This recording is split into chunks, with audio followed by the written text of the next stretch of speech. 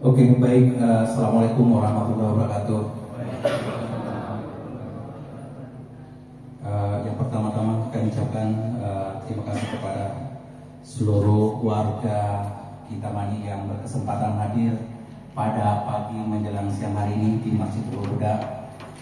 Hari ini kita bersama-sama sini dalam rangka kita bersama-sama melaksanakan halal bihalal untuk warga Kintamani RW 24. Namun sebelumnya kita melanjut ke acara selanjutnya, maka baiklah pada pagi hari ini kami akan mulai dengan mengucapkan pada pagi hari ini kita membuka acara ini dengan mengucapkan Bismillahirrahmanirrahim. Acara selanjutnya adalah pembacaan kalam ilahi oleh Al-Ustaz Nasrul Hilmi dan sari tilawah oleh Al-Ustaz Samsul Marif yang akan membacakan surat Al-Imran, dan selanjutnya kami persilahkan. Silakan Pak. Assalamualaikum warahmatullahi wabarakatuh. أعوذ بالله من الشيطان الرجيم.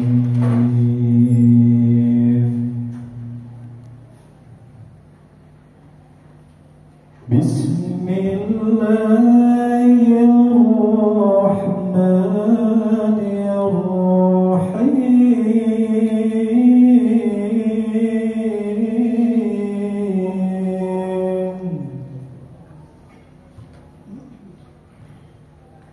يا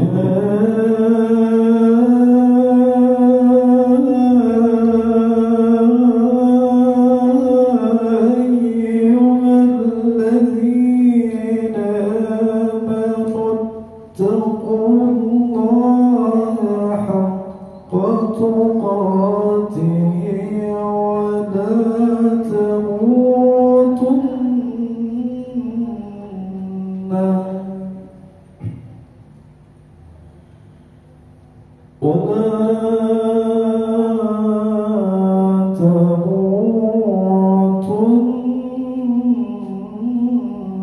إلا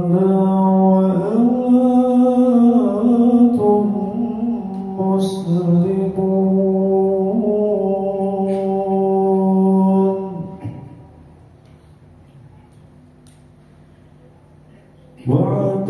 واعتصموا بحبل الله جميعا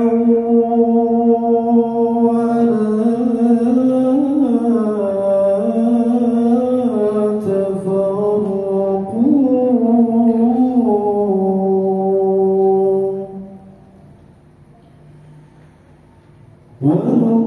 واذكروا نعمة الله عليكم إذ كنتم أعداء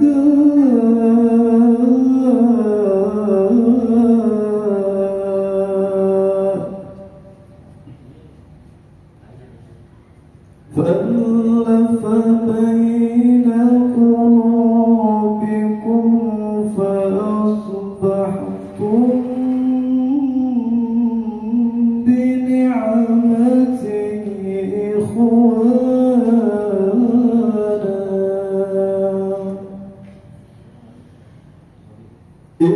إخوانا وكنتم على شفا حفرة من النار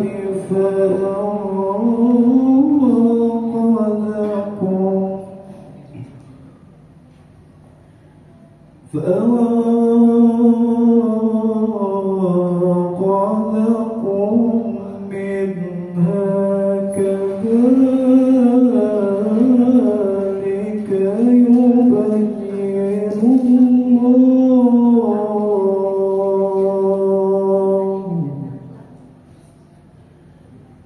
كذلك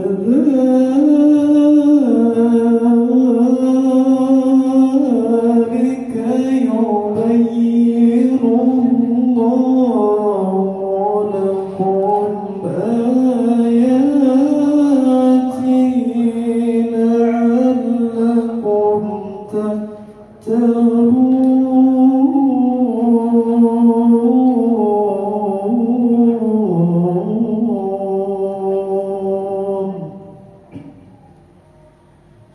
صدق الله العظيم.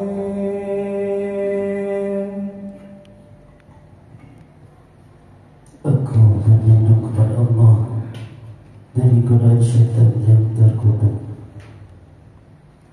Dengan nama Allah yang Maha Pengasih lagi Maha Penyayang. Wahai orang-orang yang beriman, bertakwalah kepada Allah sebenar-benar takwa kepadanya, dan janganlah kamu mati kecuali dalam keadaan muslim.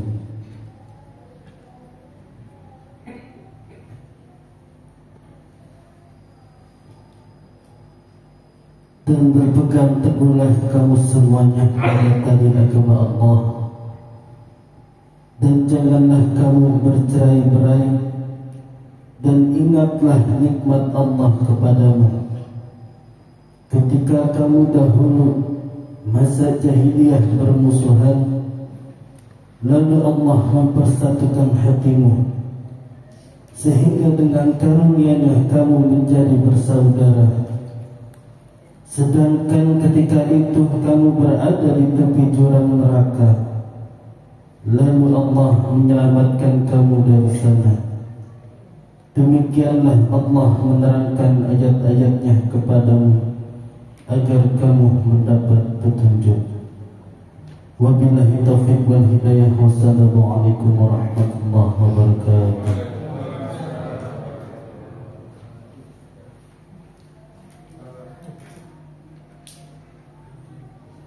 Baik, alhamdulillah, terima kasih kepada Ustaz Pak Suwardi dan Ustaz Samsul Marif. Selanjutnya sambil menunggu Ustaznya yang dalam perjalanan menuju Masjid Hurul Huda ini, ibunya sudah ada di area pemulangnya. Kita akan mendengarkan sambutan. Ya, yang pertama adalah dari Ketua DKM Masjid وأجزل فيه الفضائل والأنعام والصلاة والسلام على سيدنا محمد المبعوث على جميع الأعنام وعلى آله وأصحابه هداة الأنام ومصابيح الظلام. أما بعد, pergi ke kali menangkap ikan bawal, lewat pematang melihat jerami. Kita datang untuk halal bihalal, mempererat tali silaturahmi.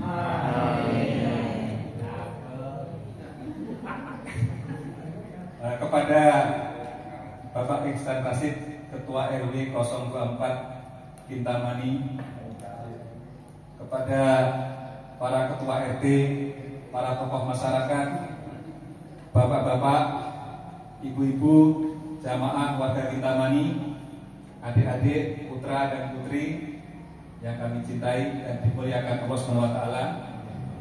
Pertama-tama kita panjatkan puji syukur kehadirat Allah SWT. Pada pagi yang cerah ini kita berkesempatan datang di masjid kita yang tercinta, Masjid Hurul Huda, dalam rangka mengadakan acara halal bihalal. Yang kedua kalinya, sholawat dan salam mudah-mudahan tetap terlimpahkan kepada junjungan kita baginda Nabi besar Muhammad SAW, pada keluarga beliau, para sahabat dan para pengikut termasuk kita semuanya. Izinkanlah Bapak Ibu jamaah yang dimuliakan Allah, saya diberi amanah oleh Pak Haji Teddy Suwardi, Ketua DKM yang sebenarnya, saya bukan Ketua DKM sekarang. karena beliau dalam kondisi yang kurang sehat. Sejak hari Senin beliau sakit dan hari ini masih berusaha untuk hadir di acara kita, dan juga diberi amanah juga oleh Pak Haji Masral Mustaqim yang pada tahun ini menjadi ketua panitia Ramadan. Jadi saya istilahnya PCS ya Pak Haji ya. PCS ketua DKM. Kemudian sebelum menyampaikan beberapa hal terkait laporan-laporan dari ketua panitia, izinkanlah kami mewakili pengurus DKM untuk menyampaikan taqabbalallahu minna wa minkum taqabbal ya karim wa ja'alanallahu wa iyyakum minal aidin wal faizin wal maqbulin kullu amin wa antum bi khair. Mudah-mudahan Allah SWT menerima seluruh amal ibadah kita selama bulan Ramadan kemarin, dan mudah-mudahan Allah menjadikan kita semuanya ke dalam kelompok orang-orang yang kembali dan memetik kemenangan serta diterima amal ibadahnya. Dan semoga sepanjang tahun ini kita senantiasa diliputi dan dianugerahi kebaikan. Amin. Selamat Hari Raya Idul Fitri, mohon maaf lahir dan batin. Bapak Ibu jamaah Masjid Huda yang dimuliakan Allah SWT, kami ingin menyampaikan beberapa laporan terkait kegiatan-kegiatan selama Ramadan dan Idul Fitri yang terselenggara di masjid kita. Alhamdulillah, tahun ini di bawah Ketua Pak Haji Masral Mustaqim, seluruh agenda kegiatan-kegiatan terselenggara dengan baik. Tercatat ada 11 agenda yang ingin saya bacakan secara ringkas saja, bahwa selama kegiatan Ramadan kita itu kita telah melaksanakan 11 kegiatan, mulai dari sholat tarawih, ceramah Ramadan, tadarus, berbagi sahur dan iftar, buka puasa bersama, sahur bersama, iktikaf, pengajian nuzul Quran, zakat fitrah, infak sedekah, 10 takbiran, dan 11 sebagai kegiatan pamungkas adalah halal bihalal pada hari ini. Ini semua tentu tidak bisa terselenggara tanpa partisipasi dukungan dari Bapak Ibu jamaah seluruh warga Kintamani dan sekitarnya. Mungkin nanti akan disampaikan oleh Pak Sahrul tentang laporan keuangan yang kita terima selama bulan Ramadan kemarin. Namun sebagai gambaran awal, bahwa di awal persiapan Ramadan ini kita hanya punya dana 10.000. Benar ini ya. Dana yang tersedia yang diberikan ke Pak Sahrul itu adalah 10.000. Sementara kebutuhan dana untuk mengadakan kegiatan-kegiatan tadi, kalau tidak salah ada 26 juta. Itu H-1 masih 10.000. Lalu dari mana dana yang sebanyak itu akan kita penuhi? Waktu itu ya panitia agak puyeng juga ya. Dari mana? Udah kayaknya semuanya bismillah, kita niatkan semuanya untuk bagaimana agar kegiatan-kegiatan yang kita niatkan untuk beribadah itu bisa terselenggara. Alhamdulillah, di dalam perjalanannya berkat dukungan infak sedekah dari Bapak Ibu semuanya, 26 juta itu terpenuhi semuanya, bahkan masih ada sisa kalau tidak salah. Alhamdulillah. Jadi mudah-mudahan seluruh amalan Bapak Ibu semuanya tadi yang berbuah pada semua kegiatan-kegiatan Ramadan tahun ini dan terakhir halal ini diterima di sisi Allah SWT dan menjadi bekal kita ketika menghadap kelak. Amin ya rabbal alamin. Lalu berikutnya saya ingin melaporkan juga tentang pelaksanaan zakat, infak dan sedekah yang juga dikelola oleh panitia Ramadan. Menurut laporan, zakat, infak, sedekah tahun ini dibayarkan oleh 55 kepala keluarga, antara yang terdiri dari beras sebanyak 217 kg, uang total 10.849.000 yang terdiri dari zakat fitrah 5.874.000, zakat mal 3 juta rupiah, infak sedekah 1.075.000 rupiah, dan terakhir fidyah 900.000. Dan semuanya sudah disampaikan atau didistribusikan ke para mustahik yang berhak menerima. Bapak Ibu jamaah yang dimuliakan Allah Subhanahu wa taala.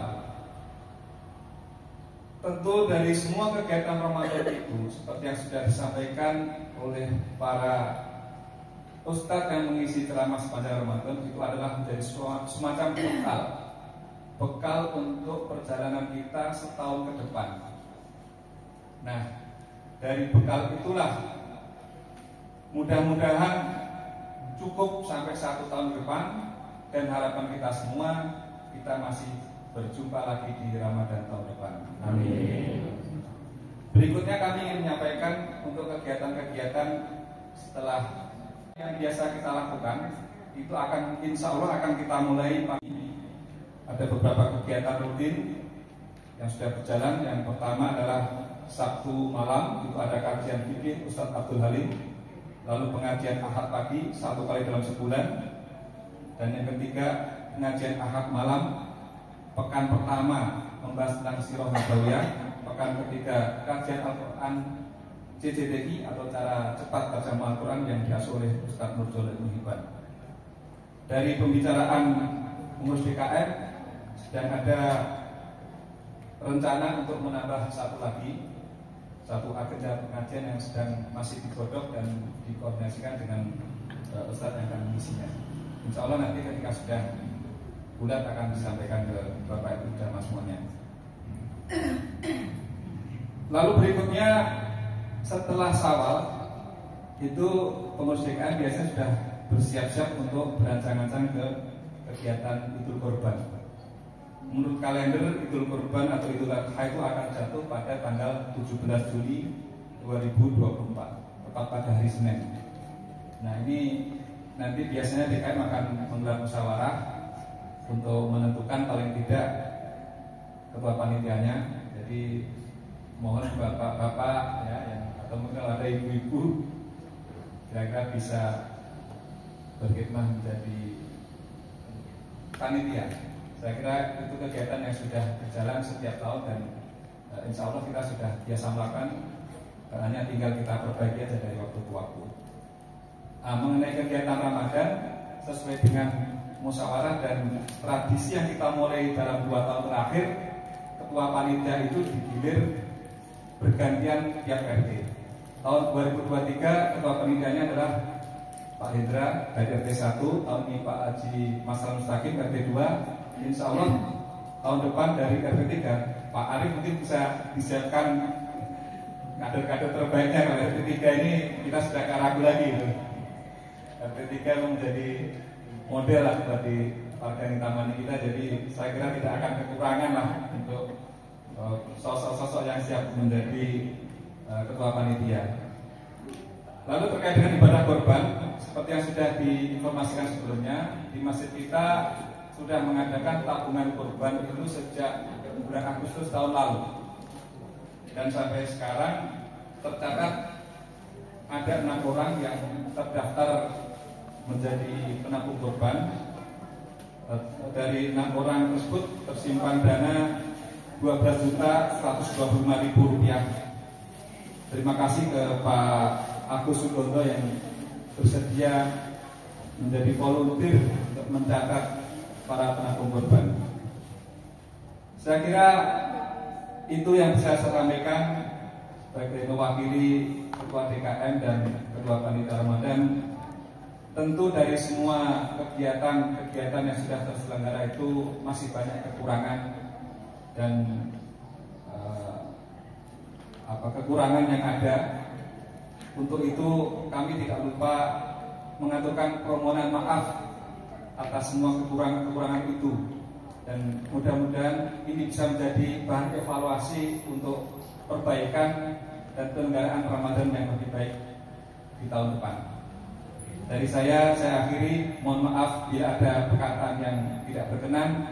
Billahi taufiq wal hidayah. Wassalamualaikum warahmatullahi wabarakatuh.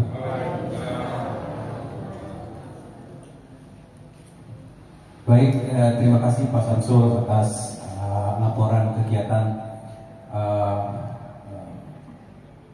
Ramadan di Masjid Hubul Huda Kintamani.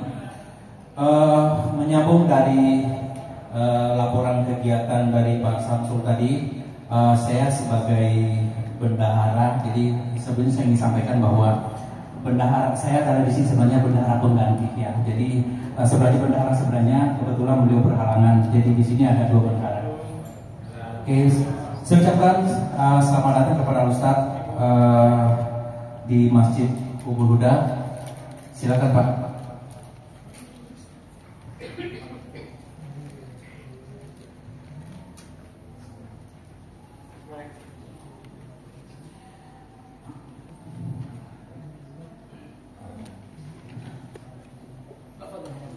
Oke, saya lanjutkan menyambung dari laporan kegiatan dari Pak Samsul tadi, bahwa saya adalah akan menyampaikan laporan khas atau keuangan Ramadan di Masjid Hubul Huda Kintamani.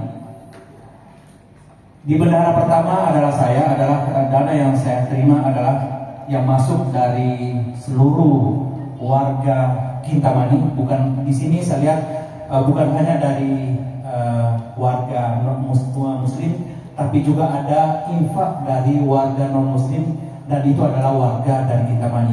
Kami berharap kita sama-sama berdoa agar semua yang memberikan infak dan sedekahnya agar rezekinya diperlancar, diberi kesehatan, dan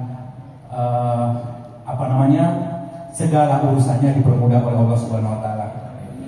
Jadi ya alhamdulillah target tercapai dan bahkan melebihi. Kata Pak RW tadi boleh ada pembukaan panitia Pak. Oke Pak. Dana yang diterima oleh bendahara pertama adalah sebesar 28.271.500 rupiah. Dari saldo awal tadi 10.000 rupiah. Kemudian pengeluaran sebesar 22.575.000 rupiah, maka saldo pada setelah selesainya halal bihalal ini untuk di bendahara pertama adalah sebesar 5.696.500 rupiah. Alhamdulillah, terima kasih ya Allah. Kemudian di bendahara kedua, dana yang diterima adalah sebesar 8.888.700 rupiah. Kemudian pengeluaran sebesar 5.539.000 rupiah, maka saldo akhir di bendahara kedua adalah 3.349.700 rupiah. Alhamdulillah, sisanya banyak nih ya. Kita berharap tahun-tahun berikutnya kepada seluruh jamaah agar kita saling mendukung. Semoga semua kegiatan di Masjid Hubul Huda ini bisa terlaksana dengan baik. Demikian laporan kegiatan Ramadan Masjid Hubul Huda disertai dengan laporan khas Ramadan di Masjid Hubul Huda ini. Selanjutnya ke acara berikutnya adalah kita akan mendengarkan sedikit sambutan dari pengurus RW 24 yang dalam hal ini akan disampaikan oleh Pak Ihsan Rasid. Silakan Pak, mungkin bisa 2 jam nggak apa-apa Pak. Terima kasih, silakan Pak.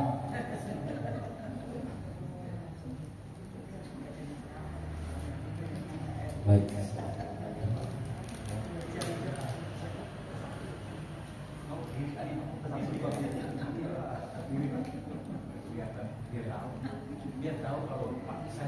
Baik, assalamualaikum warahmatullahi wabarakatuh.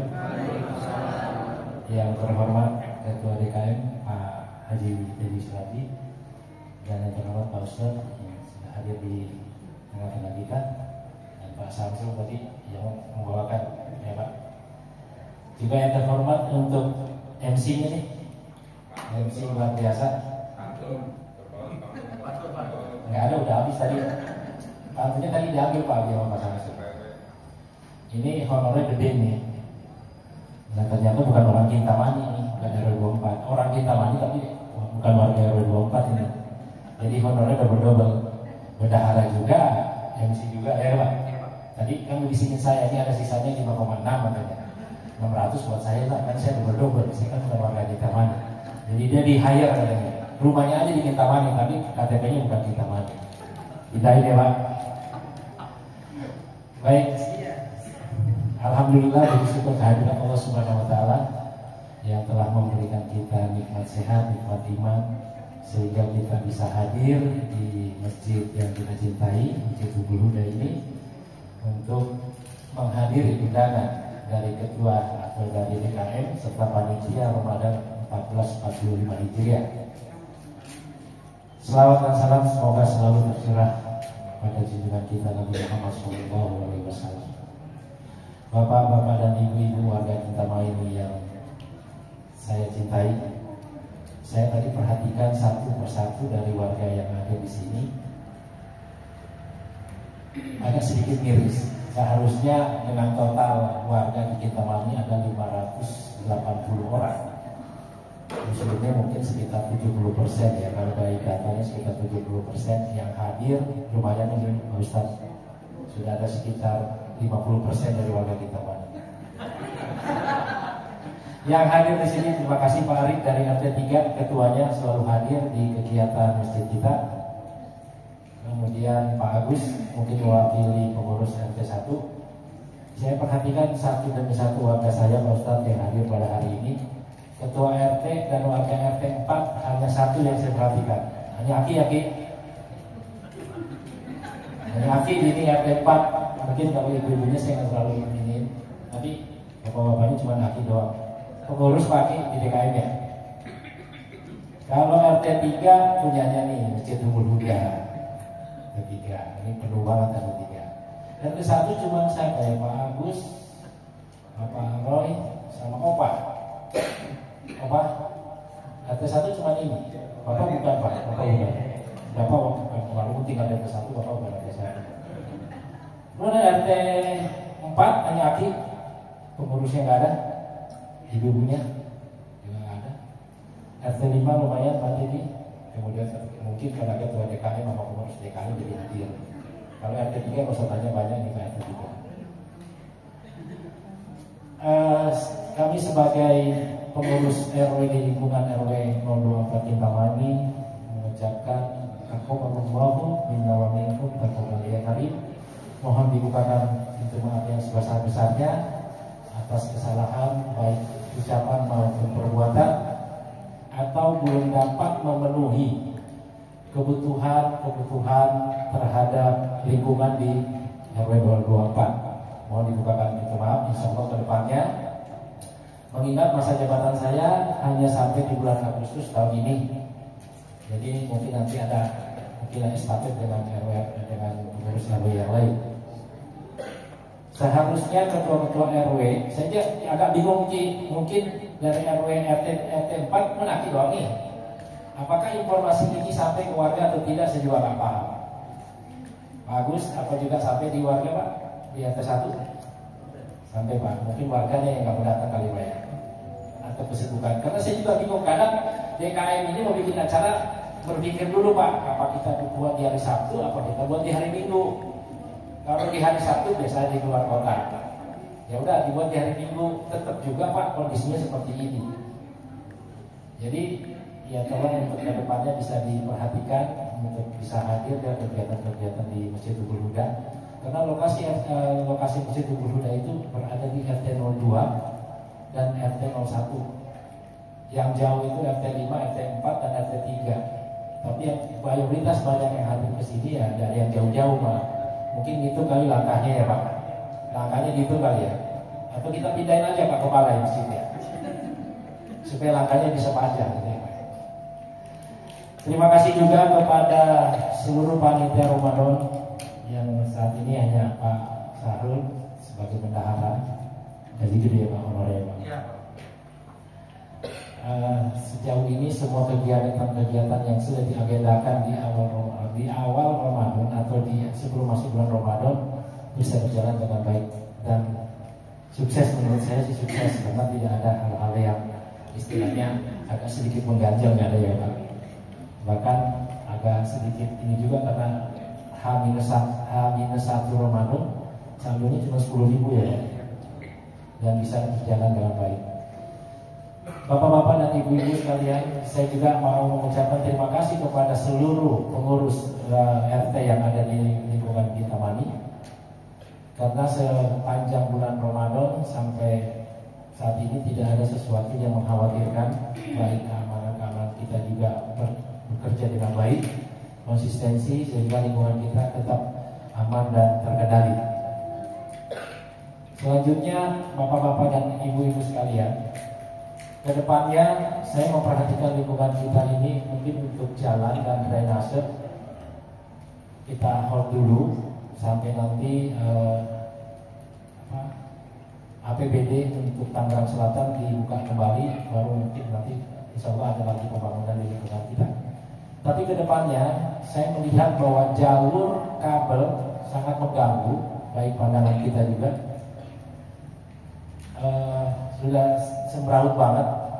Saya tadi sudah komunikasi dengan Telkomsel, dengan Telkom, juga dengan Vismedia. Karena saya lihat Vismedia itu banyak yang sudah tidak berlangganan, kabelnya yang saya ke bawah-bawah. Kalau nggak salah di tempatnya Pak siapa ya? Di Pak Agus ya, Pak Agus di sekitar Pak Agus itu ada kabel yang jatuh ya Pak, ke bawah ya. Depan rumahnya Pak siapa? Pak Gunawan itu kan ngalingin masih ke gerasinya ya Pak. Itu kalau saya lihat kemarin itu kabel Vismedia. Mungkin dalam waktu dekat ada perbaikan untuk jalur kabel di lingkungan kita. Mohon bantuan dan supportnya. Jadi kalau memang ada gangguan, mungkin gangguan hanya sekitar 5 menit lah, gangguan connect internetnya, baik IndiHome maupun FM nanti ke depannya. Selanjutnya mudah-mudahan kita semua diberikan kesehatan sehingga kita bisa kembali lagi di Ramadan di 1446 Hijriah tahun depan. Mungkin itu yang bisa saya sampaikan. Mohon maaf apabila ada salah-salah kata. Wabillahi taufiq wal hidayah. Wassalamualaikum warahmatullahi wabarakatuh.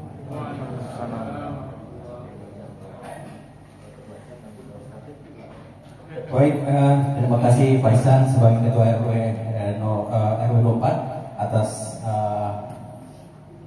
banyak wejangan yang diberikan ya, termasuk saya akan pindah ke sini, pindah ke TPA. Nanti bantu ya Pak. Memang pada akhir ini adalah banyak isu-isu politik yang berkembang berkelanjutan. Makanya tadi ada salah satu mukadimah dari Pak RW bahwa dia akan berakhir jabatannya di bulan apa Pak?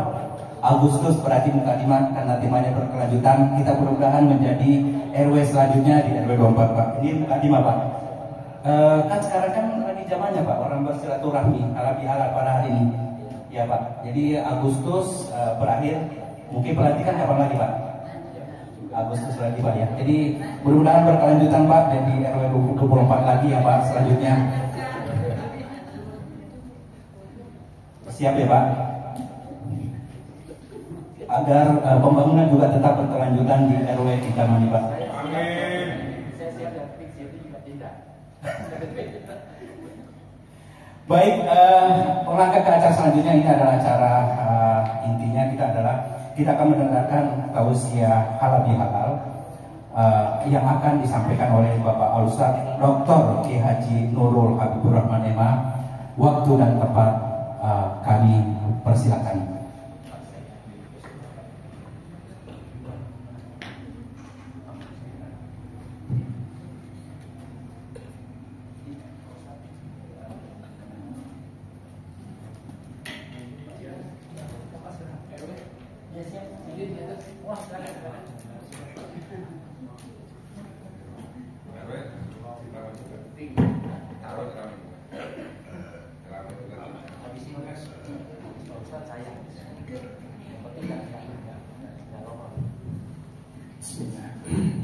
Assalamualaikum warahmatullahi wabarakatuh. الحمد لله وكفى والصلاة والسلام على النبي المصطفى وعلى آله وصحبه عن صدقه والوفاء وبعد فقد قال الله تعالى في كتابه الكريم أعوذ بالله من الشيطان الرجيم بسم الله الرحمن الرحيم وسارعوا إلى مغفرة من ربكم وجنة عرضها السماوات والأرض أعدت للمتقين صدق الله العظيم Allahumma arhamna bil Quran. Pengurus DKM Masjid Hubbul Huda dan seluruh jajaran yang saya muliakan, Pak RW yang saya hormati, seluruh RT dan jajaran. Ada berapa RT nih Pak? 5. Ya 5 RT ya, seluruhnya saya hormati berikut dengan jajarannya. Bapak Ibu hadirin hadirat jemaah halal bihalal yang saya muliakan, Masjid Hubbul Huda yang saya muliakan. Alhamdulillah tidak hentinya kita bersyukur kepada Allah Subhanahu wa taala. Pada pagi menjelang siang hari ini saya perdana kesempatan untuk silaturahim pada antum semua. Karena itu saya mengucapkan taqabbalallahu minna wa minkum kullu amin fa antum bi khairin minal aidin wal faizin. Mohon maaf lahir dan batin. Salam dan salam semoga selalu terlimpah dan tercurah buat junjungan kita Nabi tercinta Nabi Muhammad sallallahu alaihi wasallam yang telah mengajarkan kita untuk senantiasa beramal dengan sungguh-sungguh terkait amal-amal yang terkait hablum minallah dan juga amal-amal terkait hablum minannas. Halal bihalal ini hanya ada di Indonesia nih, tapi ini terkait amal ibadah terkait hablum minannas antar manusia, karena kita tidak tahu kita berbuat salah atau tidak dengan teman kita. Kadang-kadang orang sudah tersakiti kita tak tahu, atau sengaja ada yang menyakiti yang lain. Nah karena itu uruf atau tradisi baik itu termasuk di antara sumber hukum Islam yang tidak disepakati. Jadi sumber hukum Islam itu ada lebih dari 4 sebenarnya. Yang disepakati ada 4, yaitu Al-Quran, As-Sunnah, Ijma'us Sahabah, dan Qiyas. Ada lagi yang lain Pak, istihsan. Ada lagi itu uruf. Uruf itu adalah kebiasaan atau tradisi yang tidak bertentangan dengan agama, maka itu menjadi sumber hukum juga. Tapi kalau uruf atau tradisi bertentangan dengan Al-Quran, dengan Sunnah, dengan akidah, maka itu tidak diperbolehkan. Nah, halal bihalal itu kontennya apa? Kalau kontennya itu positif, bagus, maka itu tidak masalah. Karena itu ada orang yang mengatakan ini tidak ada di zaman Nabi, halal bihalal ini bid'ah. Ya enggak seperti itu, ya. Karena banyak hal yang di zaman Nabi itu belum ada dan sekarang sudah ada, dan itu jumlahnya bisa ribuan, ratus ribu jumlahnya. Nah, seleksinya itu saja. Ketika sesuatu yang menjadi tradisi itu tidak bertentangan dengan ketentuan pokok yaitu Nas, Quran dan Sunnah, maka dia menjadi tradisi yang diperbolehkan. Apalagi kontennya itu memaafkan. Ya, kan kontennya itu saling memaafkan, dan ini sebenarnya indikatornya dalam Al-Quran banyak sekali itu menyuruh kita memaafkan, meminta maaf. Ya, halal bihalal itu memang nggak ada di Arab tuh. Halal bihalal, halal dengan halal artinya boleh, saling membolehkan, saling merelakan itu maksudnya. Minal aidina wal faizin itu singkatan. Maksudnya apa? Doa Allahumma ja'alna minal aidina wal faizin. Allahumma ja'alna, ya Allah jadikanlah kami minal aidin, di antara orang yang kembali fitrah setelah menunaikan ibadah puasa. Kembali fitri itu suci, fitrah. Wal faizin, orang yang faizin, sukses. Faizin itu artinya insyaallah menjadi penghuni surga, ya kan? Wa man zuhziha 'anil nar wa udkhilal jannah faqad faz. Barang siapa yang dijauhkan dari neraka dan dimasukkan dalam surga, maka mereka itulah faiz, maksudnya orang yang sukses masuk surga. Nah, jadi dengan ungkapan minal aidin wal faizin, kita mendoakan diri kita dan saudara kita agar di dunia kembali suci, di akhirat masuk surga. Nah, makanya nggak masalah. Cuman orang ngomongnya sering salah-salah. Minal aidin wal faizin, minal aidin wal faizin, minal aidin wal faizin, bukan faizin tapi zin, zai, faizin, faiz. Ya, innalil muttaqina mafaza, mafaza tempat orang yang sukses yaitu surga. Innalil muttaqin, sesungguhnya orang yang bertakwa, ya, mafaza, tempat sukses, yaitu surga. Nah, apalagi dalam Al-Quran yang akan kita bahas, insya Allah 2 ayat surah Al-Imran ayat 133 dan 134. Ini menjadi tema yang penting dalam agenda halal bihalal. Bisa dirujuk ya, antum bisa lihat di Al-Quran yang ada dekatnya, ambil yaitu surah Al-Imran surah ketiga 133 134. Atau yang di handphonenya ada aplikasi, buka surah 3 133 134. Antum yang tidak buka Al-Quran, yang tidak buka aplikasi, saya berhusnuzon sudah hafiz dan hafizah semua.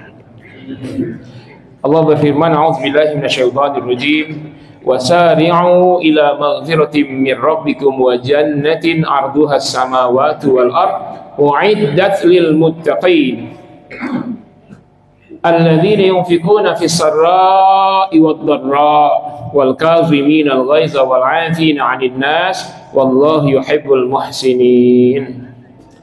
Wasari'u, dan bersegeralah kalian. Sari'u itu perintah fi'il amr dari sara'a. Sara'a artinya, kalau sari'a mempercepat, sara'a yusari'u fi'il amrnya sari'u, saling mempercepat, berlomba-lombalah mempercepat. Jangan menunda-nunda, jangan tunggu yang lain baru kita. Nah, itu maksudnya sari'u, bersegeralah kalian semua, berlomba-lombalah kalian semua, ila maghfiratin, kepada ampunan, mir rabbikum, dari Tuhan kalian, wa jannatin, dan bersegeralah kepada surga, arduhas samawati wal ard, yang luas, yang lebarnya, itu lebar sebenarnya, tapi di translate itu tulis luas, yang lebarnya seluas langit dan bumi, u'iddat lil muttaqin, disediakan untuk orang yang bertakwa. Nah, di sini Allah perintahkan sari'u, ada perintah, yaitu Allah yang memerintahkan, ada perintah segeralah, tapi tidak disebut dalam hal apa, nggak disebut. Objek yang disuruh kita mempercepat itu nggak disebut. Dalam bahasa Indonesia ada fi'il, ada subjek, ada predikat, objeknya nggak ada. Nah, apa yang kalau objek tidak ada apa? Artinya apa saja itu. Jadi kalau ada perbuatan Allah atau sesuatu dalam Al-Quran, ada subjek, ada predikat, objeknya nggak ada, maka objeknya terserah. Likaita dhaba kullu nafsin bima zahabat, biar orang bisa menafsirkan sesuai dengan tujuannya, sesuai maksudnya. Nah, jadi disuruh mempercepat, segeralah kalian mempercepat, jangan menunda-nunda, berlomba-lombalah. Nggak disebut dalam hal apa. Yang perlombaan itu mendapat piala. Apa pialanya? Ila maghfiratin mir rabbikum, maghfirah Tuhan kalian. Itu pertama. Piala pertamanya dapat ampunan Tuhan kalian. Wa jannatin, dan piala keduanya mendapat surga. Nah, berarti berlomba dalam apa? Berlomba dalam hal amal. Jadi berlomba-lombalah, bersegeralah, jangan tunda-tunda untuk melakukan amal-amal, perbuatan-perbuatan yang amal-amal itu mendatangkan ampunan Tuhan kalian dan mempercepat kepada surga. Itu ya. Amal apa saja? Nah, nanti di ayat berikutnya. Jadi ada amal-amal yang kita kerjakan, amal itu ternyata amal itu membuat bukan hanya dapat pahala, tetapi mendatangkan ampunan Allah sekaligus mendapat jaminan surga. Amal apa saja itu? Dijelaskan dalam ayat banyak, dalam hadis juga banyak. Tapi kita tunda dulu penjelasan amal apa saja yang mendapatkan piala pertama ampunan Allah, piala kedua surga. Nah, surga itu kata Allah, arduhas samawati wal ard, yang lebarnya, arad itu lebar ya, yang lebarnya saja seluas langit dan bumi. U'iddat lil muttaqin, disiapkan untuk orang bertakwa. Jadi kalau diterjemahkan disebut surga itu luasnya seluas langit dan bumi. Bukan. Itu lebar. Kalau luas itu was'uha, luasnya. Nah, lebar itu luas itu panjang kali lebar. Nah, Allah sebut surga itu kalau lebarnya saja seluas langit dan bumi, bagaimana luasnya? Dalam hadis sebutkan perbandingan, ya langit itu benda yang makhluk yang paling besar yang bisa kita lihat, itu langit. Tapi penglihatan kita atas langit itu belum sempurna semua langit. Ada berapa lapis langit? 7, tapi bukan 7, tidak terhingga. Ya, kalimat dalam Al-Quran langit itu sab'a samawatin tibaqa, 7 langit berlapis-lapis, bukan 7 lapis langit. Sab'a samawat, 7 langit, tibaqa, berlapis-lapis. Angka 7 dalam bahasa Arab itu bukan berarti di atas 6, di bawah 8. Seringkali Al-Quran menyebutkan saking banyaknya dengan 7, 700, 70.000, 7.000. Nah, itu menunjukkan saking banyaknya. Udah jadi bahasa Indonesia juga itu ya. Coba kalau ada bapak di sini yang kaya raya sampai nggak perlu lagi tunda, pokoknya perbaikan jalan terus, licin semua, nah, itu orangnya kaya raya. Dia punya segala. Punya pabrik banyak, perusahaan banyak, ya katakanlah punya pabrik 700, setiap pabrik karyawannya 7.000, omset sehari 2,5 triliun. Bapak itu kaya raya, hartanya nggak habis-habis, 7 turunan, saking kayanya. Ini ada bapak sini muter di sini, muter-muter sampai 7 hari 7 malam. Sampai hari Sabtu depan berhenti, pusing. Pusing berapa? Saking pusingnya. 7 keliling pusing. Jadi angka 7 itu langit 7 lapis bukan 7 lapis. Banyak, tanya saja ahli fisika. Ada berapa lapis langit? Nggak terhingga kata mereka. Tanya, NASA tanya itu. Nah, begitu luasnya langit. Bahkan langit yang pertama saja, langit dunia namanya, itu pengetahuan ahli fisika termasuk NASA itu baru 5%. 95% langit dunia ini masih misterius, nah. Baru berapa galaksi yang bisa dideteksi, berapa matahari yang besar-besar. Matahari itu miliaran, bukan satu. Bumi ini hanyalah bagian kecil dari anggota langit, anggota Bima Sakti. Ya enggak? Atau di tata surya matahari kita ini yang dengan beberapa planet. Apalagi kita sangat kecil sekali. Jadi langit begitu luas. Dan langit itu berlapis-lapis, tak terhingga. Nah, langit yang besar ini itu belum seberapa dibanding dengan kursiullah, wasi'a kursiyyuhus samawati wal ardh. Itu kursi Allah itu maksudnya ya, itu sudah ayat mutasyabihat ya, kursi itu. Kalau dibandingkan dengan langit yang seantero langit ini, kata Nabi, perbandingannya seperti sebuah cincin di padang pasir yang sangat luas, atau setetes air di tengah samudra yang luas. Cincin tadi itulah langit, kursiullah itulah padang pasir yang luas sejauh mata memandang, itu pasir semua, padang pasir. Atau setetes air laut yang samudra luas, itu kursiullah. Berarti mana yang luas? As-samawat atau kursiullah? Langit atau kursiullah? Kursiullah. Apakah kursi Allah yang paling luas? Ternyata ada yang lebih luas daripada kursi Allah. Apa namanya? Arsyullah, arash Allah. Arash Allah perbandingannya bukan dengan langit, tapi dengan kursi Allah. Itu seperti cincin yang jatuh di tengah padang pasir yang luas tadi, atau seperti setetes air di samudra luas, yang setetes air itu kursiullah, arash Allah yang luas itu yang lain, atau padang pasir tadi. Nah, arsyullah itu yang paling luas. Setelah itu baru jannah, sorga. Ada yang mengatakan sorga itu dengan arsy Allah itu berdampingan sama luasnya. Ada yang mengatakan jannah itu sorga lebih luas daripada arsy Allah, sorga itu. Bayangkanlah, jadi kalau semua manusia nanti masuk sorga, maka Bapak Ibu jangan khawatir tidak ke bagian kapling, pasti sangat luas. Jadi kalau manusia dari zaman Nabi Adam sampai Adam Malik masuk sorga semua, maka sorga tidak akan pernah sempit, jangan khawatir. Tapi kalau di Kintamani kehabisan, Pak RW suruh pindah aja, Pak RT nggak ada tempat. udah habis kapling. Hanya Pak RW kalau nggak bisa pindah, beliau maklumi aja. Kapling udah habis, kalaupun ada mahal pula ya, mahal. Di surga nggak ada yang ketakutan kehabisan kapling. Jadi seandainya kita semua ini masuk surga semua, amin, maka surga masih sangat luas. Itu kabar baik. Tapi kabar buruknya dalam hadis yang panjang riwayat Imam Bukhari, Rasul menyebutkan jalur, bukan pintu ya, jalur menuju surga itu satu jalur utama.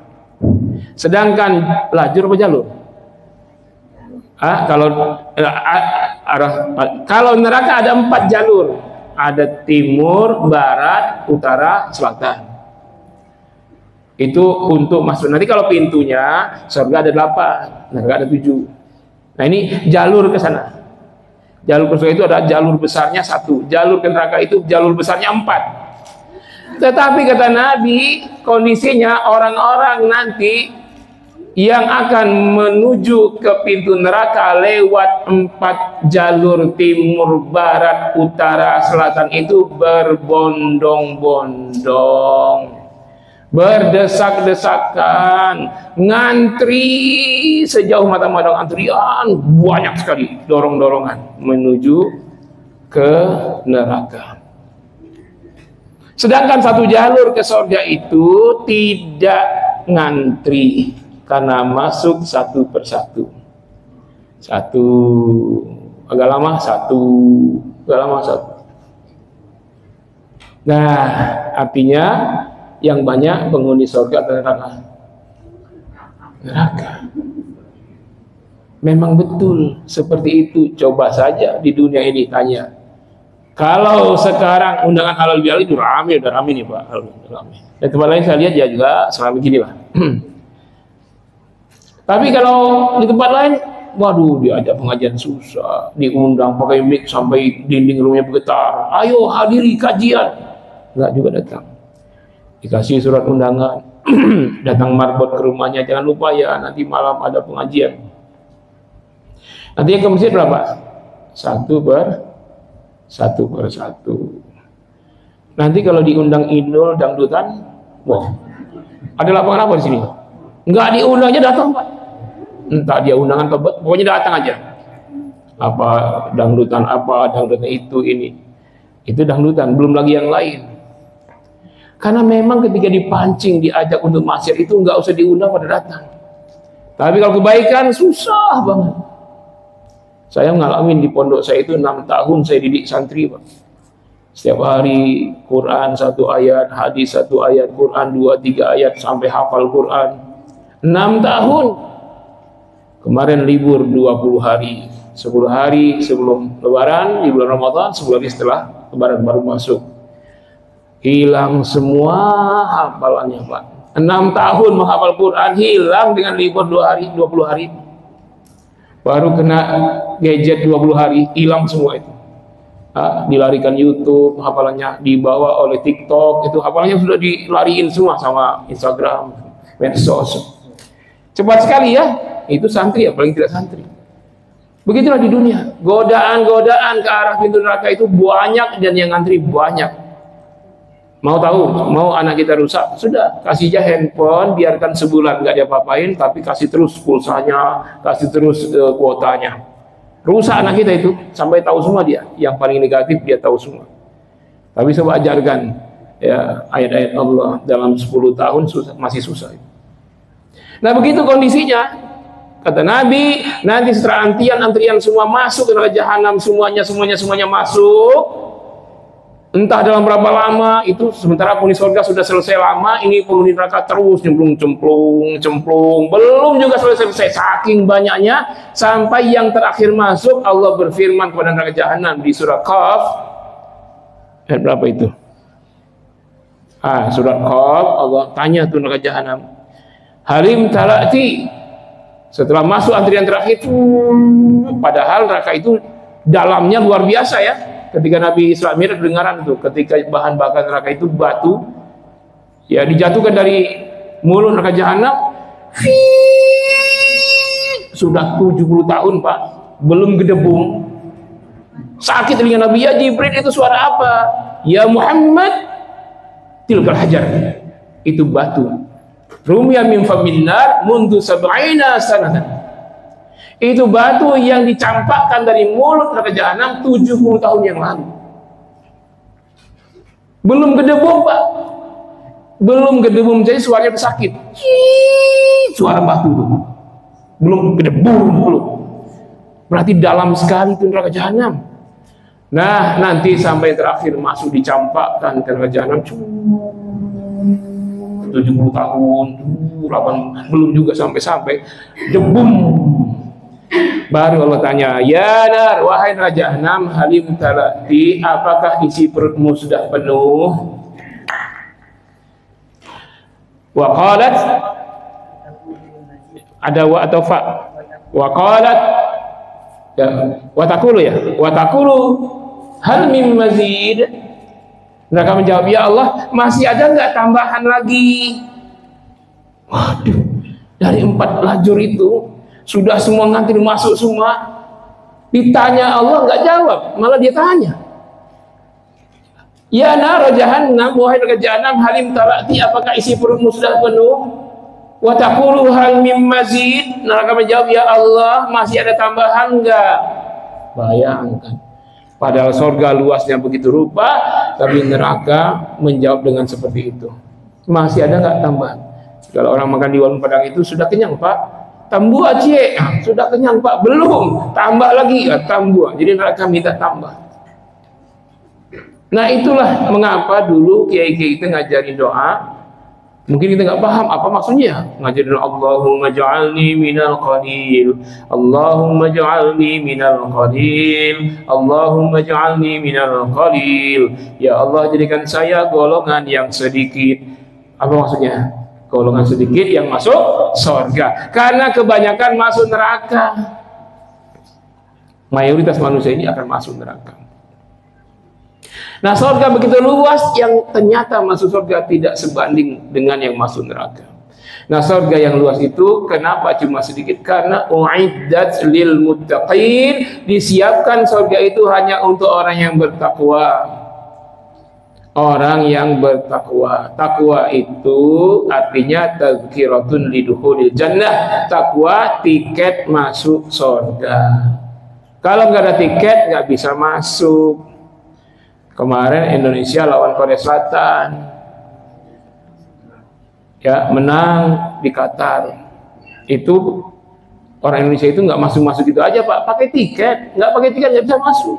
Nonton bola aja harus pakai tiket, apalagi mau surga harus ada tiketnya. Ya, alhamdulillah menang.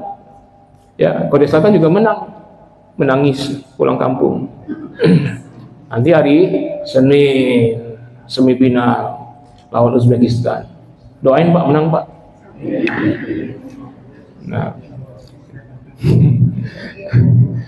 Nah itu. Nah, sekarang jelaskan siapa yang layak dapat surga yang luas seluas langit bumi itu, yang lebih luas dari langit dan bumi itu.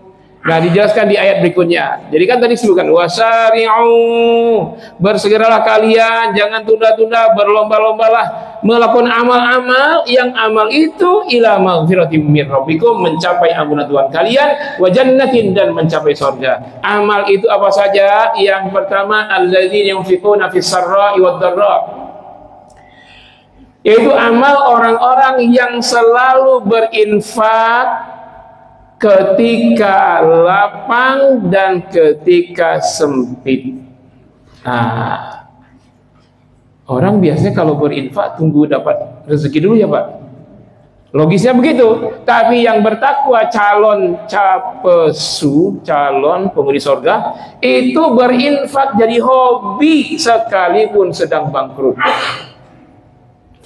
Orang kalau berinfak lagi banyak duit, masalah nggak ada, harta berlimpah, dia berinfak itu normal. Tapi saat bangkrut dia tetap berinfak, ini luar biasa. Dan memang orang bertakwa itu di atas rata-rata. Standarnya orang berinfak kalau punya rezeki, itu standar biasa, siapapun bisa. Nah, orang yang bertakwa tidak hanya punya rezeki, tidak ada sama sekali pun dia berinfak. Logikanya kalau seorang pedagang berinfak, ngasih pengemis, ngasih siapa itu kapan, Pak? Kalau dagangannya sudah laku, ada penjualan kan? Gimana coba ada pedagang tiba-tiba baru buka pintu toko, ada yang Assalamualaikum Pak, sedekah, belum makan dari pagi. Apa yang terjadi itu? Orang belum penglaris sudah minta-minta, enak saja, usaha dong. Nah, kan begitu. Itu norma orang, tapi yang bertakwa tidak seperti itu. Bahkan dalam disebutkan sedekah subuh. Apa artinya sedekah subuh itu? Belum buka toko, ke toko aja belum. Jangan-jangan dia belum masak juga, sarapan aja belum, tapi sudah sedekah. Itu di hadis. Dalam Al-Quran ada sedekah juga. Sedekah apa Pak? Bu? Sedekah apa? Bukan di Al-Quran. Sedekah subuh di hadis. Di Al-Quran sedekah malam. Baru tahu ya? Sedekah malam. Di surat Al-Baqarah ayat 176 atau 174. Ya, 176. Ya, Allah berfirman, "A'udzubillahi minasyaitonirrajim. Alladzina 276 274 174. Alladzina yunfiquna amwalahum bil-laili wan-nahari sirran wa 'alaniyatan falahum ajruhum 'inda rabbihim wa la khaufun 'alaihim wa lahum yahzanun. Itu mereka yang senantiasa berinfak amwal. Amwal itu apa, Pak? Mal. Kalau mal harta sedikit. Amwal jamaknya dengan harta yang banyak bil-laili wan-nahar, setiap malam, setiap siang. Sirra wa adaniyah, sembunyi-sembunyi atau terang-terangan. Falahum ajruhum inda rabbihim, bagi mereka balasan dari Tuhan mereka. Wala khaufun alaihim walahum yahzanun. Tak pernah takut miskin, tidak pernah khawatir pailit, enggak pernah. Ini luar biasa, ini rahasianya. Saat orang masih tidur, dia sholat malam dan berinfak. Jadi selama ini kita kenal infak subuh, sedekah subuh. Ternyata di Quran infak malam. Bukan sekali setahun, sekali satu zakat. Bukan sekali sebulan, itu takbir akbar. Bukan sekali Jumat, itu pas sholat Jumat. Bukan setiap hari, tapi tiap malam dan tiap siang. Masya Allah. Habis dong Ustadz, kalau orang tiap malam, tiap siang bersedekah, habislah. Itu rumus matematika. Sementara rezeki Allah itu tidak ada rumus matematikanya, karena rumus dari Allah rezeki itu min haitsu la yahtasib, tak ada definisi, tidak pakai logika, tidak pakai rumus matematika. Kalau pakai matematika, Anda gajian sebulan 8 juta, diinfakkan 2 juta, sisa 6 juta, itu rumus matematika. Kalau Anda pakai rumus matematika, maka rezeki Allah juga sesuai rumus yang Anda bikin. Tapi kalau ikuti rumus Allah, tak ada jalurnya, tak ada rumus jalur, dia tiba-tiba datang rezeki Allah. Nah, itu orang yang bertakwa, tak pernah khawatir, takut jatuh miskin, tidak pernah takut dengan kejadian yang sudah menimpa terhadap orang bangkrut. Nah, ini ciri orang akan masuk surga itu begitu. Kira-kira kita sudah masuk dalamnya belum? Kalau berinfak lagi banyak duit atau sedang tidak ada duit? Harus menjadi hobi. Sedekah itu hobi. Orang kalau sudah hobi, jatuh miskin pun dilakukan, Pak. Orang hobi otomotif, Honda Real pakai dibelinya walaupun ngutang, sampai impor pun kalau nggak ada bisa diimpornya, Pak. Untuk otomotifnya itu, ngotak-ngatik motornya untuk tambah ini, kurangin itu. Tapi itu untuk hobi dia, kesenangan pribadi. Kalau sedekah itu untuk orang banyak. Nabi bersabda, "Ma naqasa malun min shadaqatin bal yazdad." Tidak akan pernah berkurang harta karena sedekah, tetapi bertambah, semakin bertambah, selalu dan terus bertambah. Sampai 3 kali Nabi sebutkan bal yazdad. Nah, tapi itu untuk yang sedekahnya nggak usah pakai rumus matematika. Ya, ini ciri orang yang bertakwa akan dapat surga. Amalnya itu, sedekah itu membuat ampunan Allah dan membuat dia cepat masuk surga. Itu yang pertama. Amal yang kedua, yang mendatangkan ampunan Allah, mempercepat ke surga itu wal kaziminal ghaiza. Nah, itu di ayat 134 tadi. Yang pertama tadi alladzina yunfiquna fis sarra'i wad darra. Hobinya berinfak, baik dia lapang maupun dia bangkrut. Yang kedua, wal kaziminal ghaiza, sanggup menahan amarah. Kalau tadi di yunfikun, kalimatnya yunfikun itu fi'il mudhari. Fi'il mudhari artinya terus menerus, lil istimrar, ya. Kalau bahasa Inggrisnya fi'il mudhari itu dua tenses tuh, present continuous tense and simple future tense, now and next. Dia selalu berinfak sekarang dan seterusnya, selalu berinfak. Tapi ketika wal kaziminal ghaiza, calon penghuni surga yang takwa itu, yang mendapat ampunan dan surga itu adalah kaziminal ghaiza, sanggup menahan amarah, tidak baper, menahan emosi. Walaupun sudah berkali-kali sidang sampai MK, kalah tetap mampu menahan amarah. Nah itu. Kesel. Ya, merasa dikhianati lagi, iya. Tahan amarah, jangan sampai kerusuhan. Itu konteks yang lain, konsep pribadi. Ya, kazim dari kata kazuma, menahan. Bahasa Arab ini memang kadang-kadang sama tapi maksud beda. Ada lagi kalimat menahan itu mana'ah, yamna'u. Ya, kalau mana'ah menahan, kazuma menahan, beda. Kalau menahan air, dari sini air kita ambil, kita tahan supaya pindah ke sini, tapi bukan pakai gayung, pakai tangan. Nah, ambil air, tahan, pindahkan. Lalu menetes, setetes, dua tetes, merembes dari celah-celah jari. Itu namanya mana, mani'ul ma, menahan air. Tapi kalau air diambil sampai penuh, ditutup begini, dibawa pindah sampai habis ember itu sampai ke sini, full. Pindah semua tanpa ada yang menetes setetes pun, itu namanya kazimul ma, menahan air. Apa yang dimaksud dengan menahan amarah? Yaitu menahan amarah di saat rongga-rongga hatinya dipenuhi amarah, dendamnya sedang kesumat sampai di ubun-ubun terhadap orang yang menyakiti dia, yang memfitnah dia, yang membuat dia jatuh, membuat dia terfitnah sampai dituduh koruptor, masuk penjara, bahkan sampai ada yang terbunuh anggota keluarganya misalnya. Lalu ketika dendam itu sedang kesumatnya, amarah begitu luar biasa, kesempatan membalas orang yang menyakiti itu terbuka lebar, tapi dia tahan. Bisa nggak begitu, Bu? Pak, kalau nggak bisa berarti nggak bisa masuk surga. Nah, ini syaratnya.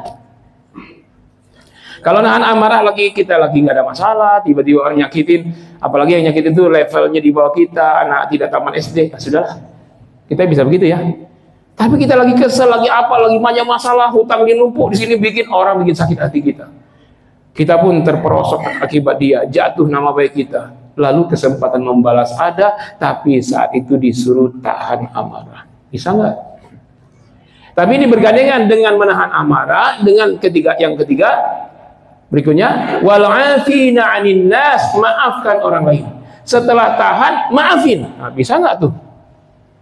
Orang yang nyakit itu di depan kita, kita maafin. Saat kesempatan membalas terbuka lebar. Konsepnya kayaknya ada, tapi susah dalam praktek ya. Tapi ada dalam prakteknya, banyak kejadian ya. Nabi lewat satu jalan. Nah, di pinggir jalan ada rumah 2 lantai milik orang Yahudi. Pas Nabi lewat, diludahin, push. Kena, Pak. Berarti dia tuh udah belajar sniper tapi pakai air ludah ya. Tepat sekali kena bibir Rasul. Bayangkan, Pak. Diludahin Yahudi. Nah, kira-kira kalau Bapak sekalian lewat, tahu-tahu diludahin orang. Yang ngeludahin orang kafir lagi, gimana, Pak? Oh, pulang. Ya, mana golok tadi yang baru diasah ya? Tidak cukup sendiri, panggil PRT, panggil PRT 5 RW, ayo semua kita. Kurang aja tuh kafir, habisin. Begitu kalau kita diusir, itu mendingan masih diusir. Sebelum diusir diapain dulu, itu masalah.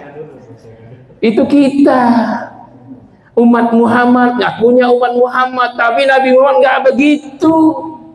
Terus di luar, ya Allah. Tahu ya, mungkin Pak, nggak tahu juga udah makan babi apa enggak. Orang Yahudi nggak makan babi, Yahudi nggak makan babi, nggak makan itu.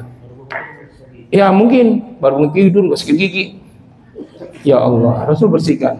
Ini gampang lah bisa dibersihkan dengan air. Begitu. Lewat lagi besok Nabi nggak kapok diludahin, kena lagi yang kedua. Bayangkan masih beliau tahan. Apa Nabi nggak marah? Marah. Beliau tahan. Karena masih terkait pribadi beliau, bukan agama ini yang disakiti. 3 kali Pak, nggak ada lagi. Di mana orangnya? Dilihat lantai 2, kosong aja, sunyi. Ada yang tahu ternyata, ya Muhammad, nyari siapa? Itu yang setiap saya lewat ngeludahin saya, langganan. Mana orangnya?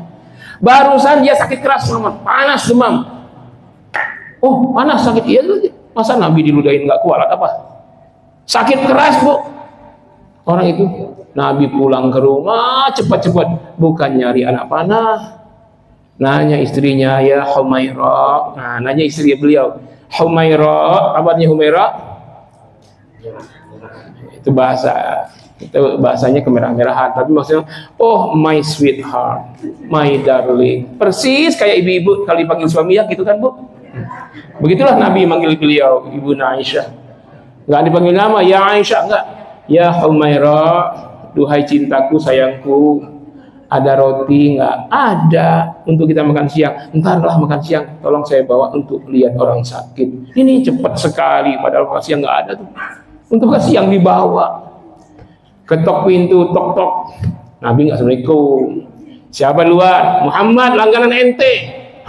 Gemeter dia, Allah, ketakutan. Pastilah hari ini lepas kepala saya dari badan. Muhammad pasti mencincang-cincang saya. Tiap hari lewat saya ludahin.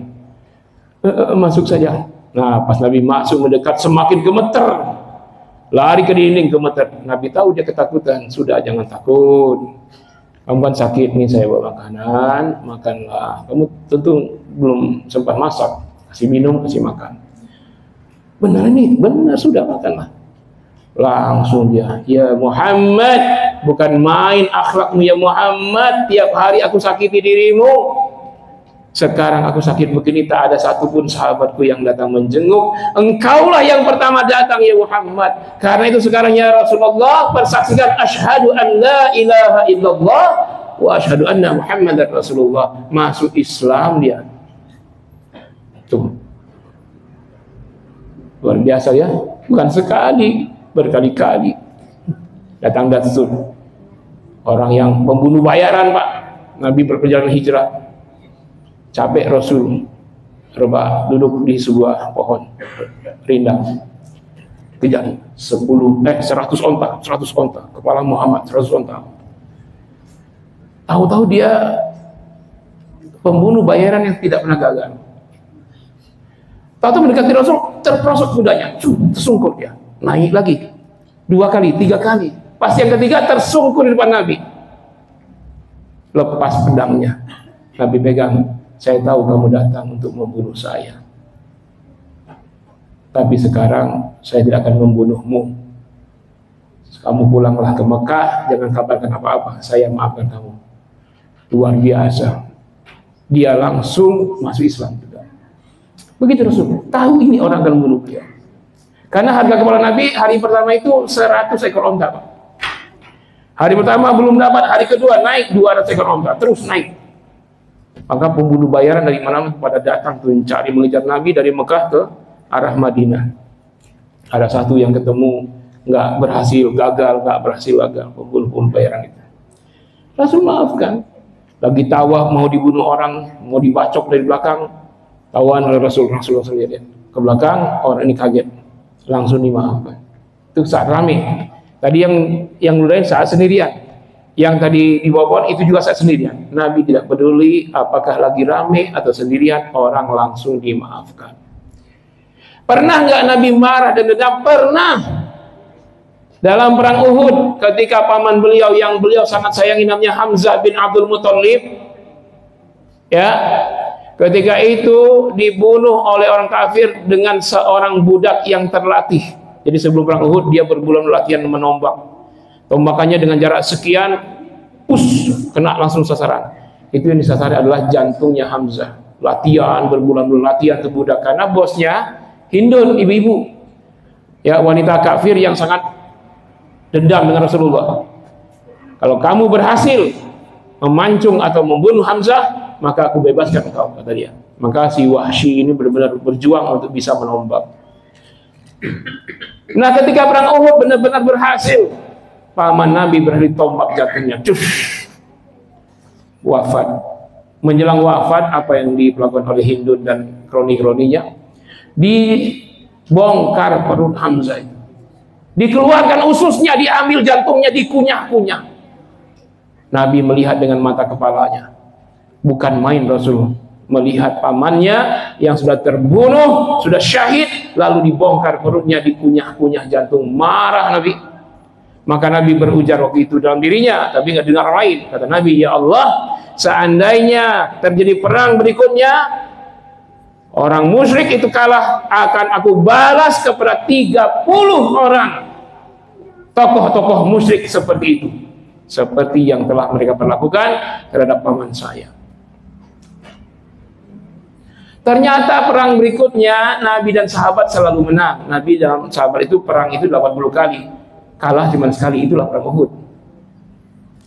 Apa yang terjadi ketika banyak ditangkap? Apa Nabi membalas? Tidak. Nabi bilang aja, ya, intoliku idhabu fa antum tulaqa. Pergilah kalian semua bebas. Setelah proses, ya, pertama proses tawanan perang, pertukaran. Masih saldo nih orang kafir. Boleh kalian yang ada duit silakan bayar, tebus diri kalian untuk merdeka, untuk bebas. Enggak, ada beberapa bebas, masih banyak lagi tawanan. Dengan apa kamu mau tebus dirimu? Harta nggak ada, dengan ilmumu. Banyak sahabat nggak bisa baca, ajarin baca. Kalau kamu bisa ngajarin 10 orang sahabat bisa baca, kamu bebas. Sampai masih banyak yang ditawan, nggak ada duit, nggak ada pertukaran, tawanan, nggak bisa ngajar apa-apa, bodoh juga. Apa kata kepada Nabi terhadap orang bodoh-bodoh yang tawan ini? Sudahlah, idhabu fa antum tulaqa.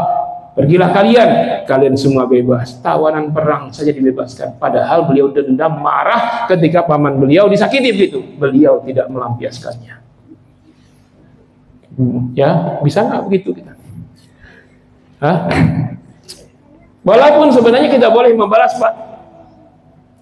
Boleh, dalam Al-Quran surat An-Nahl 126 kata Allah, fa in aqabtum fa'aqibu bimithli ma uqibtum bih wa la in sabartum lahu khairul lisabirin. Jika kalian ingin membalas, ini Allah dengan ayat ini kepada Nabi ketika ngomong saya akan balas kepada 30 orang kafir, seperti turun ayat ini. Kata Allah apa? Wa in aqabtum, jika kalian ingin membalas dendam kepada orang yang menyakiti kalian, fa'aqibu, maka balaslah dendam kalian. Oh, jadi Allah suruh balas dendam? Iya. Tapi S dan K berlaku dengan syarat dan ketentuan berlaku. Apa?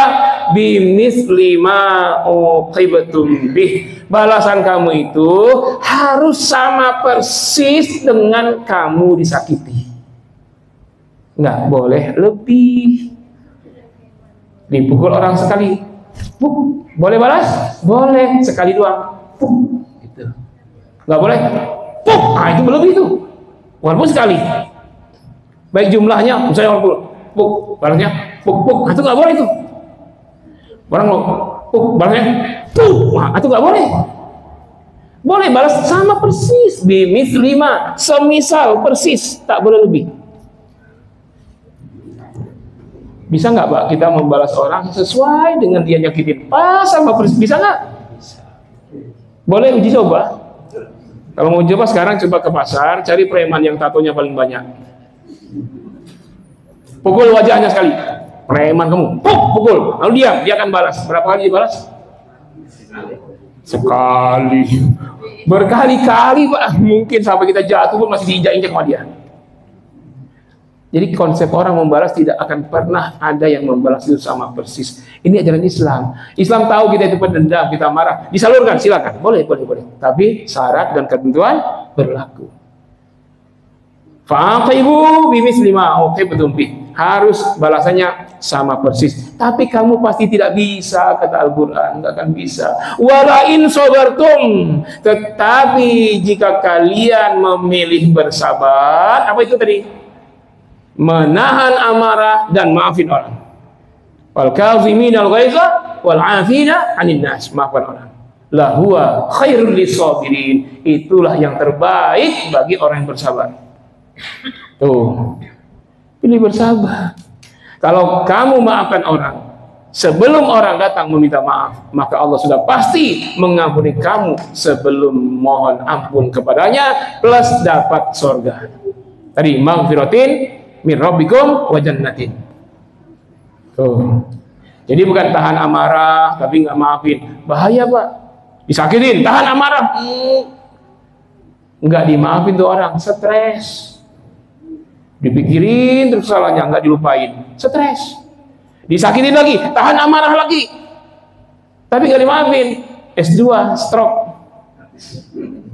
Yang ketiga, disakitin lagi, ditahan amarah, nggak dimaafin, S3, apa S3-nya? Stop. Innalillahi wa inna ilaihi raji'un. Jadi ikutin tahan amarah dengan memaafkan kesalahannya, namanya afin. Jika ada anak lahir namanya Afin, bagus tuh, orang yang selalu memaafkan. Karena al-afu itu juga sifat Allah, afuun. Allahumma innaka afuwun karim, tuhibbul afwa fa'fu anna. Ya Allah, engkau maha pemaaf, engkau cinta kepada kemaafan, maka maafkanlah kami. Apa bedanya ghafara, ghafur dengan afuun? Ghafur pengampun, afuun pemaaf, apa bedanya? Kalau ghafurun, Allah mengampuni, itu menutup. Artinya dosa kita ditutup oleh Allah, enggak terlihat. Tapi nanti di akhirat diperlihatkan, dibuka yang sudah ditutup itu. Ya Allah, ampuni aku, ya Allah, Allah ampuni. Dosa banyak diampuni semua. Nanti di akhirat dipanggil, hei hambaku, sini. Iya ya Allah, kamu sudah aku ampuni. Ini kan kesalahanmu, dibilang, oh ini salahnya. Ini lagi kan, iya, ini, iya ya Allah saya. Ini kan, iya ya Allah, ini kan, sampai setinggi langit. Kata Allah, semuanya aku ampuni. Sudah, jadi debu habis. Itu namanya afuun, ghafurun. Kalau afuun, dosa itu sudah Allah ampuni, tidak akan pernah diperlihatkan lagi sampai akhir kiamat. Nah itu. Kalau dalam di dunia bedanya gitu. Kalau itu ada whiteboard ya, whiteboard. Ada menghapus, ada istilah menghapus itu masaha. Afa itu afun, afuun, afa, ain, fa, alif, afa. Itu asal katanya afawa, afun, afuun. Sama-sama artinya menghapus. Kalau masaha, masah tu sabura. Saya menghapus papan tulis. Setelah ditulis banyak spidol hitam, dihapus. Ada sedikit bekasnya. Nah, itu namanya masaha. Tapi kalau dihapus bersih sekali sehingga tidak ada lagi sisa tintanya sedikit pun, jejak tintanya, bersih persis kayak baru lagi keluar dari pabrik. Nah, itu namanya afautus sabura. Saya menghapus tulis sampai tak ada sisanya. Nah, memaafkan saudara itu seperti itu sampai tidak ada sisanya. Ya saya begini, dia salah dengan saya maafin tapi tidak bisa saya lupakan. Nah, itu bukan afun, bukan maafkan namanya. Saya sudah maafkan tapi saya nggak bisa lupain dia. Nah, itu. Jadi maksudnya wal kaziminal ghaiza wal 'afina 'anil nas. Tahan amarah, maafkan sehingga di hati nggak ada lagi sisa. Caranya bagaimana? Caranya ada dua. Dua yang mesti kita ingat, dua yang mesti kita lupakan. Dua hal yang mesti kita ingat terus adalah yang pertama, kebaikan orang kepada kita. Harus kita ingat terus. Yang kedua, keburukan orang kepada kita. Bukan. Keburukan kita kepada orang. Harus kita ingat. Apa tadi? Yang mesti kita ingat terus apa? Kebaikan orang lain kepada kita dan keburukan kita kepada orang. Ingat terus tuh, sehingga kalau mau bikin keburukan kedua, saya udah nyakitin dia, masa nyakitin lagi. Dua hal yang mesti kita lupakan terus adalah kebaikan kita kepada orang sebanyak apapun, lupakan. Ya. Yang kedua, kesalahan orang kepada kita sebesar apapun, lupakan. Maka kalau itu kita tempuh, Allah akan ampuni kita sebelum terjadinya maaf-maafan. Nggak sempat minta maaf, orangnya udah mati, kita sudah diampuni Allah kalau sudah memaafkan duluan. Ya, itu hadiah dulu. Bukan hanya ampunan, tapi juga jannah, surga. Ila maghfiratin, ampunan min rabbikum dari Tuhan kalian, wa jannatin, dan surga dari Tuhan kalian. Nah, terakhir, amal yang mendatangkan pahala dan surga secepat-cepatnya itu adalah wallahu yuhibbul muhsinin, penutup ayat 1 gambarnya. Dan Allah amat mencintai orang-orang yang berbuat ihsan. Apa ihsan? Baik. Memang ihsan salah satu sifat baik, tetapi beda dengan baik. Baik itu masalahnya khair. Kira-kira kalau baik itu ya adil. Ya, orang baik kita baik, itu adil. Orang jahat kita jahat. Itu.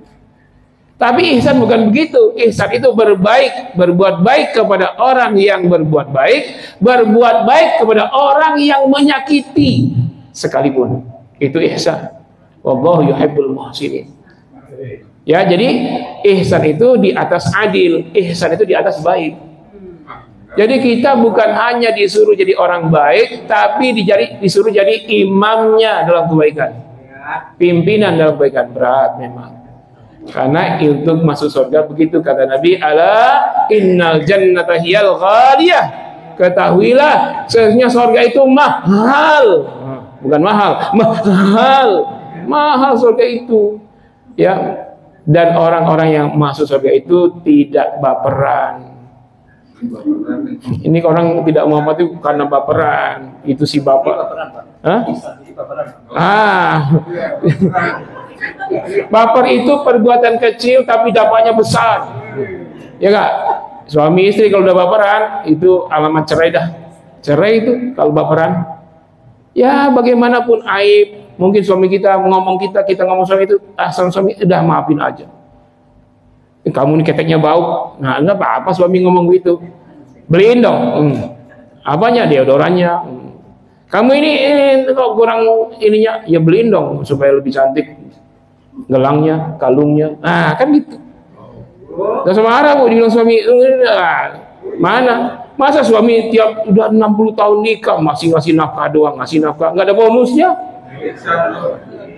Iya, kalau sebulan uang belanja 6 juta, jangan itu saja sampai mati, tambahlah bonus 6 juta, bonus 6 gram, itu.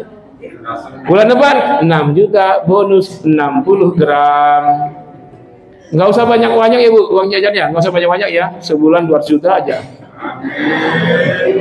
Bonusnya 200 gram. Makan aspal. Jadi baper itu penyakit kecil, dampak besar. Perang dunia itu karena baper itu, gara-gara Hitler nantang-nantang, yang lain juga baper. Perang dunia kan baperan itu, gara-gara Amerika, gara-gara Australia, gara-gara Jepang baper, nembakin pelabuhan, perang dunia. Nah, jadi dari yang kecil yang besar kita memaafkan, jangan mudah baper, ya. Termasuk urusan DKM, termasuk ini, wah banyaklah masalahnya Pak. Ini paling susah itu DKM, kadang nggak di sini ya, tempat lain. Kudeta ini, kudeta itu, kadang-kadang yang bid'ah ini, kadang yang tidak bid'ah ini. Waduh, karena baper itu Pak. Padahal DKM nggak ada gajinya tuh. Kenapa ya pada antusias jadi DKM? Padahal gaji nggak ada. Kalau baik nggak ada yang muji, kalau jelek dikit aja, waduh jemaah sini cuma ngomel semua, ngatain. Tapi berebutan jadi DKM. Aduh. Kalau di sini nggak, di sini nggak. Tempat lain ya. Itu semua karena baper ya. Ya jangan sampai baperan, kita maafin dan saling bermaafan. Inilah tradisi halal bihalal. ada landasannya kuat dalam Al-Quran, apalagi kontennya hal itu silaturahim, saling memaafkan, saling meridhoi. Setelah ini kosong-kosong, nggak ada lagi ya, nggak ada lagi di hati, nggak ada. Sudah pas ketemu nggak perlu melipir, ketemu di rumah ini ketemu assalamualaikum, salaman. Ya kadang-kadang kalau ada baper tuh Pak, padahal dia lebih dekat kalau jalan sini keluar. Gara-gara masalah dia melipir muter jauh, kan kasihan. Bensin makin banyak keluar, makin banyak waktu habis. Coba kalau kita nggak ada masalah, lewat mana sih enjoy, lewat sini enjoy, nggak ada masalah.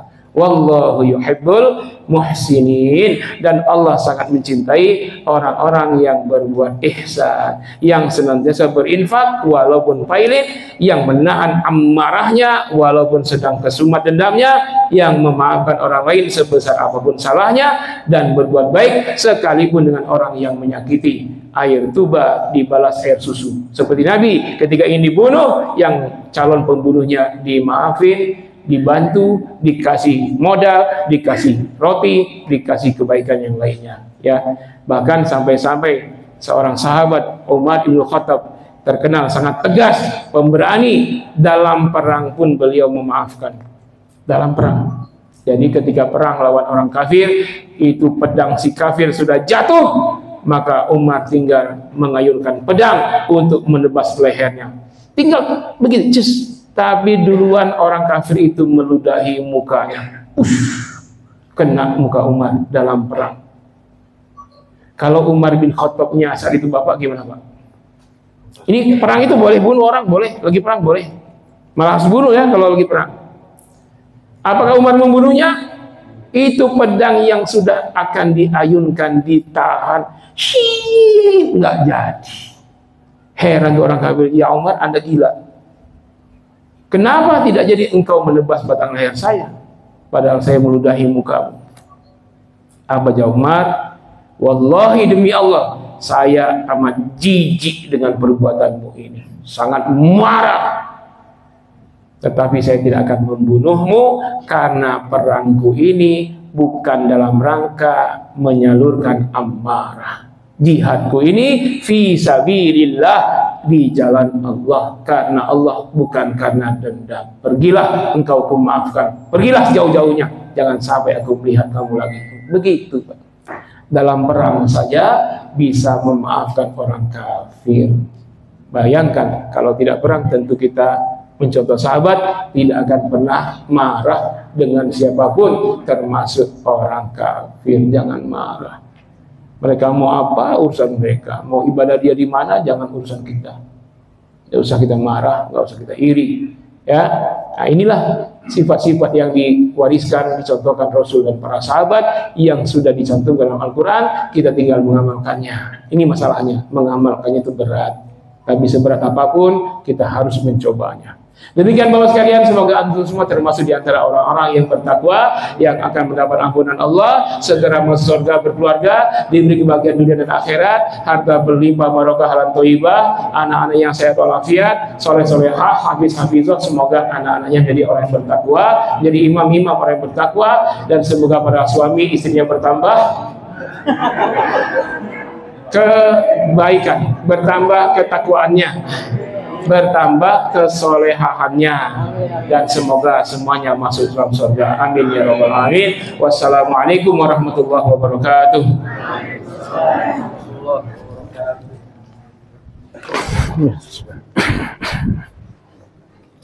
Baik, terima kasih atas tausiah yang disampaikan oleh Bapak Dr. Haji Nurul Habibur Rahman. Semoga ini menjadi bekal kita dalam kehidupan sehari-hari. Selanjutnya, sebelum saya menutup acara ini, tadi ada ngobrol sedikit sama Pak RW bahwa melihat dari kegiatan Ramadan tahun ini 2024 ini 1445 ya, kita melihat bahwa kegiatan kita ini disumbangsi bukan hanya dari warga kita di sini yang 500 kakak ya, bukan hanya dari yang muslim, tapi ada beberapa yang non-muslim. Oleh karena itu kami mungkin bisa dipikirkan kembali ke ketua DKM selanjutnya untuk halal di halal selanjutnya, mungkin dipikirkan agar bukan hanya yang DKM bisa datang, akan tetapi semua warga baik yang muslim maupun non muslim bisa hadir. Ya Pak, karena kenapa saya melihat antusias Ramadan ini bukan hanya dari kami, dari keluarga kita yang muslim, akan tapi mereka juga yang non muslim. Ya, jadi boleh dipikirkan Pak Samsul, Pak Dewi ya untuk seperti apa. Dengan selesainya acara pada siang hari ini, maka marilah kita bersama-sama menutup acara ini dengan mengucapkan Alhamdulillahirrahmanirrahim. Selanjutnya silakan, karena konsepnya adalah halal bihalal saling maaf-maafan dan Pak Ustaz seperti itu ya Pak Ustaz.